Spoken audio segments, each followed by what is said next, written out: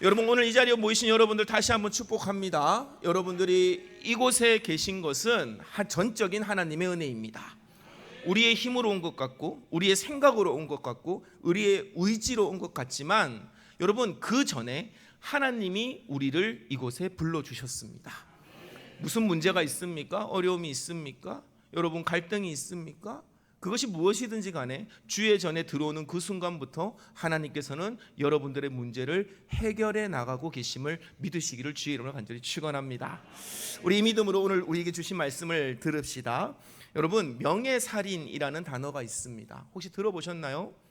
명예살인. 우리나라는 이제 그런 문화가 많이 없어졌지만 명예살인 여전히 아랍과 중동과 그리고 인도 일부 지역에서는 이 명예살인이 종종 일어납니다. 이것은 개인과 가족과 공동체의 명예를 훼손하는 사람을 살인하는 행위를 말합니다. 그런데 그 살인을요, 사회가 인정해 주는 것이에요. 저 사람은 죽을 짓을 했기 때문에 죽여도 된다. 왜? 이 가족, 이 개인, 이 공동체의 명예를 훼손했기 때문에. 여러분, 이것은요 고대 사회부터 있었던 일입니다. 옛날 고대 사회는 체면과 명예를 중요시 여겼어요. 이렇게 명예를 중요시 여기는 문화 속에서 복수는요, 복수하다 할 때 그 복수는 명예를 지키기 위한 필수 요소였습니다. 보복하지 않는 사람은 명예를 중요시하지 않는 사람으로 낙인 찍혔고, 그런 사람을 사회는요 존중하지 않았습니다. 그래서 이와 같은 문화 속에서 복수는 어떤 것이었습니까? 곧 정의와 가족과 공동체를 지키는 사랑으로까지 미화되었던 것입니다. 여러분, 오늘 우리가 오늘 본문과 함께 읽어야 할 이 구약 성경의 창세기 45장은 이거에 대한 좀 사전 지식이 필요해야 될 것 같아서, 여러분 감리교는 성서 1과를 따라서 설교를 준비하는데, 성서 1과는 구약 한 본문, 시편, 그리고 신약, 그리고 서신서, 이 네 가지의 본문을 가지고 설교를 준비합니다. 그렇기 때문에 제가 오늘은 누가복음 6장을 그 중에 대표 본문으로 선정했지만, 함께 읽어야 되는 구약의 본문은 오늘은 창세기 45장입니다. 창세기 45장을 보면 애굽의 총리가 된 요셉의 이야기가 있습니다. 요셉은 아버지 야곱의 사랑을 독차지한 아들이었으나 그 결과 형들의 미움을 받았습니다. 조금 이따가 들어주세요. 감사합니다. 요셉은요, 아버지 야곱의 사랑을 독차지한 아들이었으나 그 결과 형들의 미움을 받았어요. 우리 부모님들, 자식들을 편애하지 마세요. 여러분 다 골고루 사랑하실 줄로 믿습니다. 그런데 어느 날 이 미움이 극대화되는 사건이 벌어집니다. 이 요셉이요, 너무 오냐오냐 이렇게 키움 받았나 봐요. 너무 응석바지로 자란 탓일까요? 해야 할 말과 하지 말아야 할 말을 구분하지 못하고 그만 말 실수를 하게 됩니다. 그가 꾼 꿈에 대한 얘기를 하게 되는 거죠. 형들이 추수한 곡식 10단이, 그 위에 형들이 10명 있었거든요. 그 형들이 추수한 곡식 10단이 자기가 추수한 곡식단에 엎드려 절했다라는 꿈 이야기를 하면서 형들이 나보다 아래에 있다라고 말한 것입니다. 은근히 말한 것이죠. 그러면 형들은 어떤 마음이 들까요? 여러분, 수치를 느낄까요? 느끼지 않을까요? 우리 형들 한번 대답해 봐요. 동생들이 달려들면 기분 좋아요? 안 좋아요? 안 좋잖아요.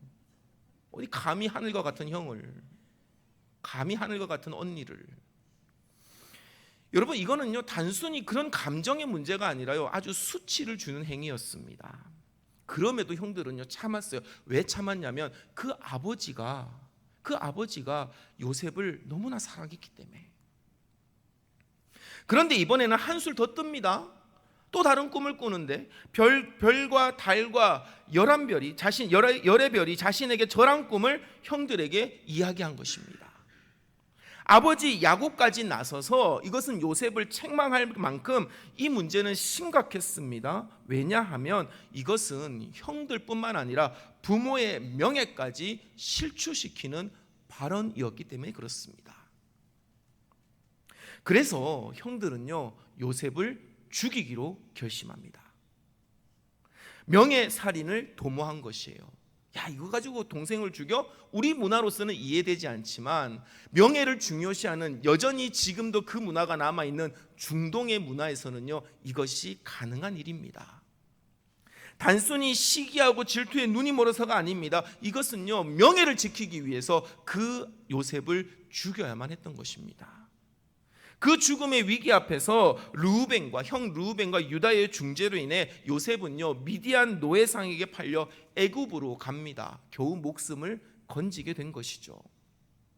이후 여러 모양으로 고생했지만 결국에 하나님의 동행하심과 도우심 속에서 요셉은요, 애굽의 총리에까지 오르게 됩니다. 그리고 이제 자신을 알아보지 못한 형들이 기근의 양식을 구하러 와서 요셉 앞에 엎드리고 있는 것, 그것이 바로 창세기 45장의 내용입니다. 생각해 봅시다. 일반적인 중동 문화에 근거한다면 그 형들의 운명은 어떻게 되어야만 합니까? 요셉은요, 자신의 명예를 지키기 위해서 자기를 팔아버린 그 형들에게 복수하는 것이 당연한 것입니다. 자신이 요셉임을 밝히고 지난날 당했던 수치와 모멸의 인고의 시간을 내가 보상받아야겠다고 말하고, 내가 가지고 있는 그 총리의 권한으로, 그 권세의 힘으로 그 형들을 일거에 목을 댕강 잘라버려도 아무도 뭐라 할 사람이 없는 것입니다. 그런데 여러분, 오늘 창세기 45장 4절에서부터 5절까지의 말씀을 함께 보겠습니다. 네, 우리 함께 읽겠습니다. 시작. 요셉이 형들에게 이르되 내게로 가까이 오소서. 요셉이 그들이 가까이 하니 이르되 나는 당신들의 아우 요셉이니 당신들이 애굽의 판자라. 당신들이 나를 이곳에 팔았다고 해서 근심하지 마소서. 한탄하지 마소서. 하나님의 생명을 구원하시려고 나를 당신들보다 먼저 보내셨나이다. 아멘. 요셉은요, 복수를 통한 명예회복과 정의의 구현 대신에 하나님의 구원 계획을 형들에게 전달하고 있는 것입니다. 여전히 놀람과 불안함 속에서 아무런 말도 못하는 형들에게 요셉은요, 다시 한번 그들에게 이렇게 말하면서 안심시킵니다.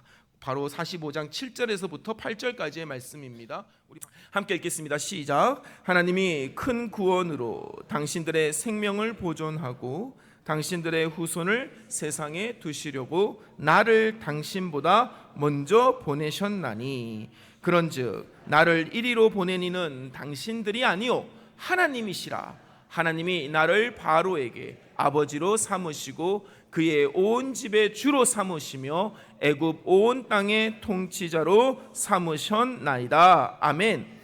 여러분, 요셉의 이 발언은요, 당시 애굽을 포함한 그 고대 중동 사회에서는 가히 충격적인 사건이 아닐 수가 없습니다.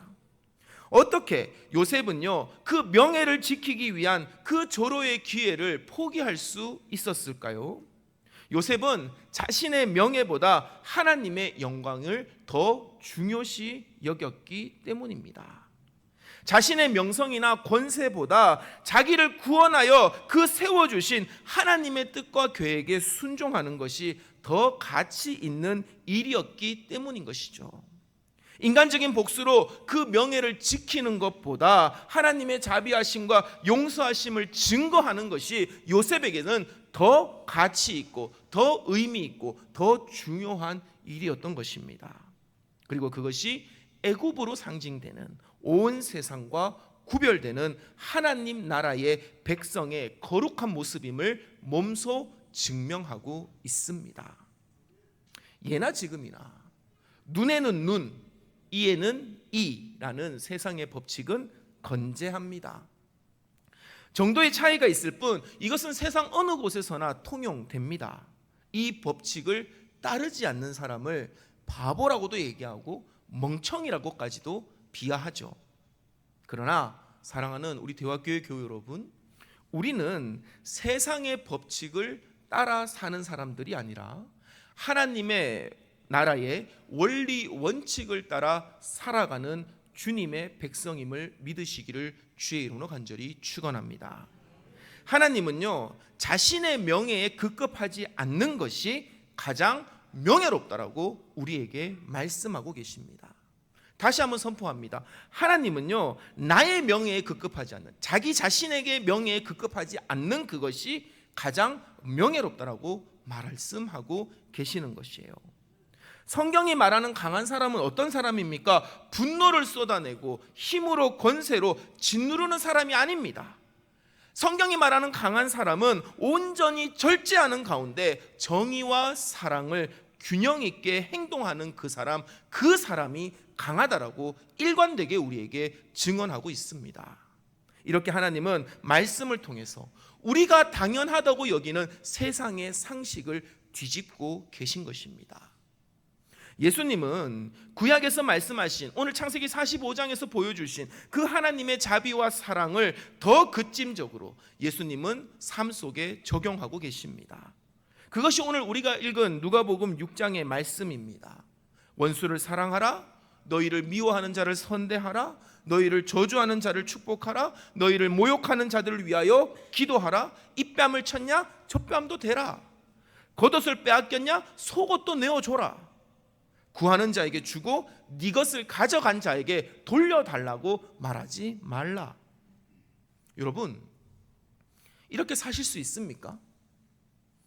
우리 대화교회 교회 여러분, 이렇게 사실 수 있습니까? 예수님의 말씀대로라면 우리는 강과 쓸개 다 빼고 사는 사람처럼 살아야 됩니다. 우리 아버지가 늘 자주 하시는 말씀, 물에 물 탄 듯 술에 술 탄 듯 살아야 돼요. 명예도 자존심도 다 내팽개치고 살아야 할 것만 같습니다. 이것이 기독교가 말하는 삶의 원칙이고 이것을 행하는 자가 기독교인이라면 과연 우리 중에 진실한 기독교인이라고 말할 수 있는 사람이 몇이나 되겠습니까? 그런데 여러분, 이 말씀을 예수님이 전하는 대상이 있습니다. 27절, 6장 27절의 말씀은 이렇게 시작합니다. 그러나 너희 듣는 자에게 내가 이르노니. 그러나 너희 듣는 자에게 내가 이르노니. 지금 예수님은요, 모든 사람에게 하시는 말씀이 아니라 내 말씀을 듣는 자에게 이 말을 하고 있다는 것입니다. 누가 듣습니까? 바로 앞에 있는 본문 누가복음 6장 20절에서부터 23절의 말씀을 믿음으로 받은 사람입니다. 지난주에 제가 복의 역설이라는 제목으로 설교를 전했는데, 여러분, 복 있다 가난한 자는, 바로 그 말씀을 믿음으로 받은 사람들에게 지금 주님은 이 말씀을 이어서 하고 계시는 것입니다. 예수님의 복의 선언을 듣고 자신을 향한 말씀으로 인정하고 하나님의 복을 위해서 기꺼이 세상 속에서 가난한 사람이 되기를 자처한 제자들인 것이죠. 따라서 지금 제자들에게는 필요한 것이 무엇입니까? 가난해지기 위해서 필요한 것은 비워내는 것입니다. 비움이라는 것이에요. 가난해지기 위해서 비움을 실천하는 그들에게 예수님은요, 더 비울 것을 촉구하고 계시는 것입니다. 단순히 겉으로 드러나는 어떤 물질적인 것뿐만 아니라 너의 자존심과 너의 체면과 너의 명예와 너의 욕망과도 같은 정신과 영혼의 비워냄을 요구하고 계시는 것입니다. 사랑하는 우리 대화교회 교회 여러분, 여러분들은 무리입니까? 제자입니까? 여러분들은 그저 여기에 모여있는 무리입니까? 아니면 주의 말씀을 무겁게 받아들이고 주의 말씀을 순종하기 위하여 오늘도 몸부림치며 살아가는 제자들이십니까? 간절히 바라기는 우리 대화교회는 제자들의 공동체가 되기를 주의 이름으로 간절히 축원합니다. 우리 대화교회는 제자들의 공동체이고 제자가 되기 위하여 애쓰고 수고하고 노력하는 자들의 그 은혜의 공동체가 되기를 주의 이름으로 간절히 축원합니다. 그렇기 때문에 오늘 우리는 이 말씀을 귀 기울여 들어야만 하는 것입니다. 그렇다면 왜 이렇게까지 해야만 합니까? 이것은 다시금 구약의 본문 속 요셉의 말 속에서 그 답을 찾을 수가 있습니다. 창세기 45장 제가 5절과 7절을 또 따로 준비했습니다. 방송실 한번 열어주시겠어요? 네, 함께 읽어볼까요? 5절부터 함께 읽겠습니다. 시작. 당신들이 나를 이곳에 팔았다고 해서 근심하지 마소서, 한탄하지 마소서. 하나님이 생명을 구원하시려고 나를 당신들보다 먼저 보내셨나이다. 아멘. 7절입니다. 하나님이 큰 구원으로 당신들의 생명을 보존하고 당신들의 후손을 세상에 두시려고 나를 당신보다 먼저 보내셨나니. 아멘. 여러분, 이것이요 요셉이 보여준 놀라운 용서와 자비의 행동 근거입니다.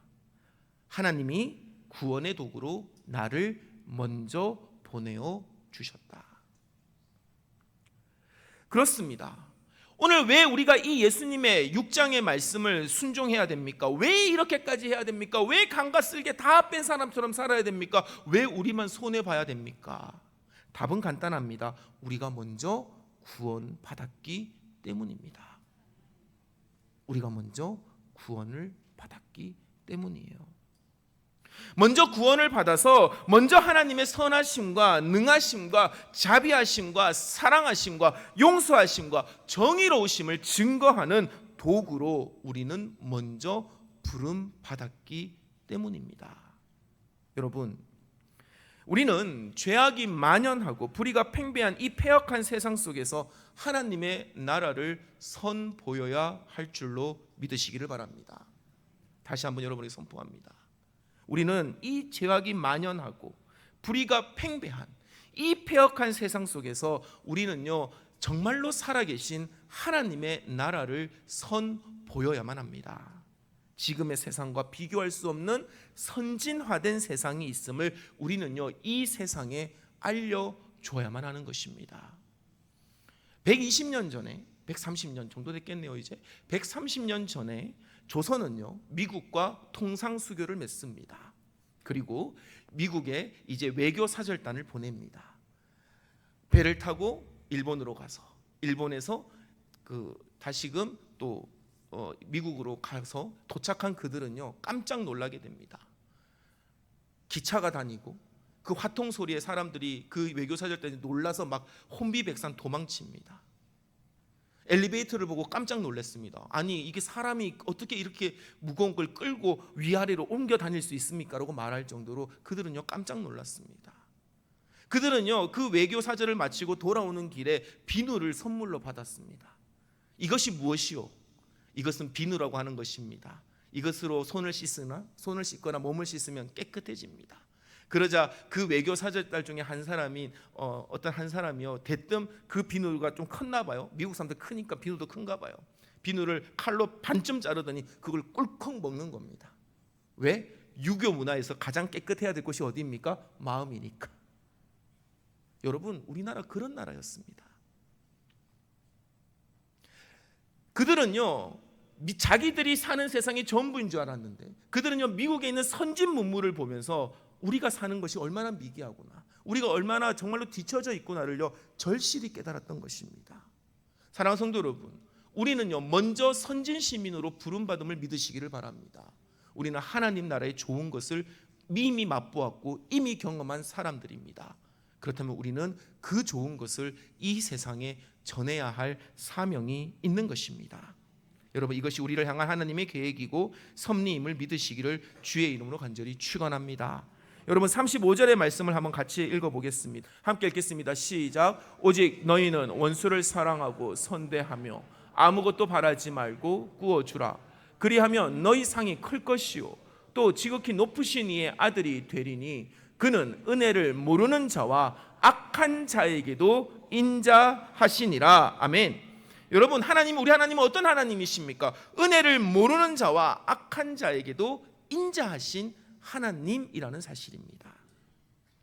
우리가 구원을 받아서 천국의 시민권자로 이 세상과 구별된 삶을 사는 이유는 바로 여기에 있습니다. 하나님의 자비하심으로 구원의 은혜를 알지 못해 죄악 속에 절망하며 살던 우리가 하늘의 소망을 품고 날마다 하나님께로 나아가며 진일보하는 인생이 되었습니다. 선진 시민이 된 것입니다. 하나님은 우리를 자녀라고 인정해 주셨고 복과 은혜를 아낌없이 베풀어 주셨습니다. 그래서 우리는 이 죄악된 세상 속에서는 누리지 못하고 알지 못했던 하나님 나라의 좋은 것을 먼저 누리게 된 것입니다. 여러분, 이 사실을 믿으신다면 오늘 누가복음 6장에서 주시는 예수님의 그 말씀은 하늘의 좋은 것을 우리가 내어주는 행위임을 깨닫게 되는 것이죠.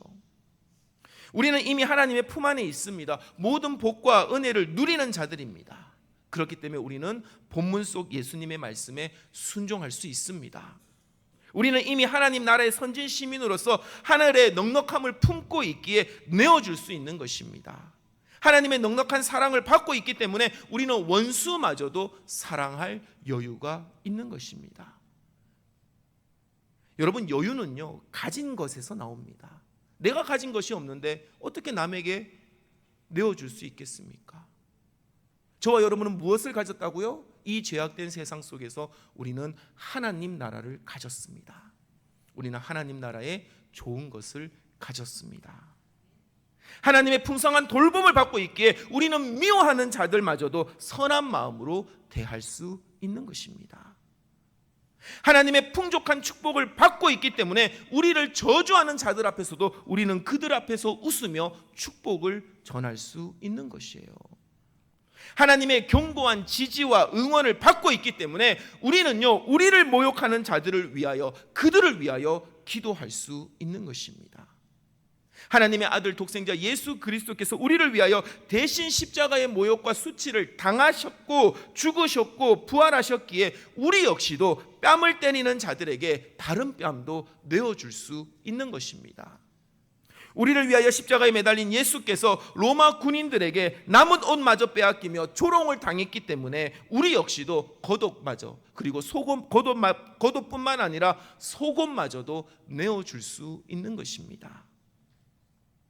예수 그리스도께서 십자가 위에서 마지막까지 우리의 죄를 사해달라고 하나님께 간절히 구하셨기 때문에 우리도 내 것을 구하는 자에게 내어줄 수 있고 그것을 다시 돌려달라고 말하지 않을 수 있는 것이에요. 여러분, 우리는 이와 같은 명예로운 나라의 선진 시민이 되시기를 주의 이름으로 축원합니다. 세상의 명예와 권세와 물질을 쫓는 삶, 그것은 허상과도 같습니다. 겉은 화려하고 멋져 보이지만 실상은 죽어가고 썩어져 악취를 풍기는 삶입니다. 하나님의 뜻과 생각의 의지를 따라 말씀에 순종하고 실천하는 삶이 진짜 삶입니다. 그것이 겉으로는 초라해 보이고 겉으로는 조금 부족해 보인다 할지라도 그 안에는 생명이 넘쳐납니다. 하나님께서 계획하신 대로 아름답고 좋은 열매를 많이 맺는 복된 인생이 될 줄로 믿습니다. 그래서 예수님은 우리에게 다시 한번 촉구하고 있습니다. 여러분, 우리 36절의 말씀 우리 한 목소리로 다시 한번 읽겠습니다. 시작. 너희 아버지의 자비로우심 같이 너희도 자비로운 자가 되라. 아멘. 여러분, 우리 하나님은요, 모든 것을 소유하신 하나님이십니다. 그리고 예수님은 이제 그 하나님이 너희 아버지라고 말씀해 주고 계십니다. 우리의 아버지가 되신 것입니다. 하나님의 모든 것이 곧 우리의 것이 되었습니다. 여러분, 이 사실을 믿는 자에게는 부족함이 없습니다. 충만한 은혜와 복 안에서 넉넉한 마음으로 자비로워지는 것이죠. 여러분, 오늘 이 36장의 말씀, 이 36장의 말씀을 여러분 마태복음 5장 48절은요 이렇게 말하고 있습니다. 마태복음 5장 48절 한번 열어주시겠어요? 우리 한번 같이 읽어볼까요? 시작. 그러므로 하늘에 계신 너희 아버지의 온전하심과 같이 너희도 온전하라. 아멘. 여러분, 누가복음 6장 36절의 말씀과 똑같은 내용이 마태복음 5장에 있는데 그 5장 48절이 이 36절과 같은 본문입니다. 그런데 자비하심이 무엇으로 바뀌었습니까? 온전하심으로 바뀌었습니다. 온전하다는 뜻의 헬라어 텔레이오스는요, 끝까지 자라나다, 꽉 채워지다라는 의미입니다. 완전과 성숙의 의미가 담겨 있는 것이죠. 여러분, 여기서 퀴즈. 완전과 성숙을 합하면 뭐가 됩니까? 완전과 성숙이 합해지면 뭐가 될까요? 완성이 되는 것이죠. 완전과 성숙이 합해지면 완성이 됩니다. 그리고 완성은 곧 끝을 의미하는 것이죠. 그렇습니다. 사랑하는 우리 대화교회 교회 여러분, 우리가 하나님을 따라 자비로워질 때 우리의 삶은 더 한층 완성을 향해 달려가게 되는 줄 믿으시기를 바랍니다. 내면과 외연의 성장과 성숙이 균형 있게 이루어집니다. 그래서 내가 있는 그곳에 하나님의 나라가 이루어집니다. 안과 박을 하나님의 은혜와 복으로 꽉 채워지게 되는 것입니다. 여러분, 세상은요 그것을 뭐라고 얘기합니까? 실속 있는 사람이라고 얘기해요. 저는 여러분들이 실속 있는 사람들이 되기를 주의 이름으로 간절히 축원합니다. 세상의 실속이 아니라 하나님 앞에 실속 있는 사람들이 되십시오. 이것이 하나님 나라의 선진 시민이 누리게 되는 복임을 믿읍시다. 오늘 주신 말씀에 순종하며 우리의 명예보다 하나님의 영광을 위하여 살아가고 하나님의 명예를 위하여 우리의 것을 비워내는 것에 주저함이 없는 하나님 나라의 선진 시민들이 다 되시기를 우리 주 예수 그리스도의 이름으로 간절히 축원합니다. 우리 시간 말씀을 기억하며 우리 침묵하며 기도하겠습니다. 주님,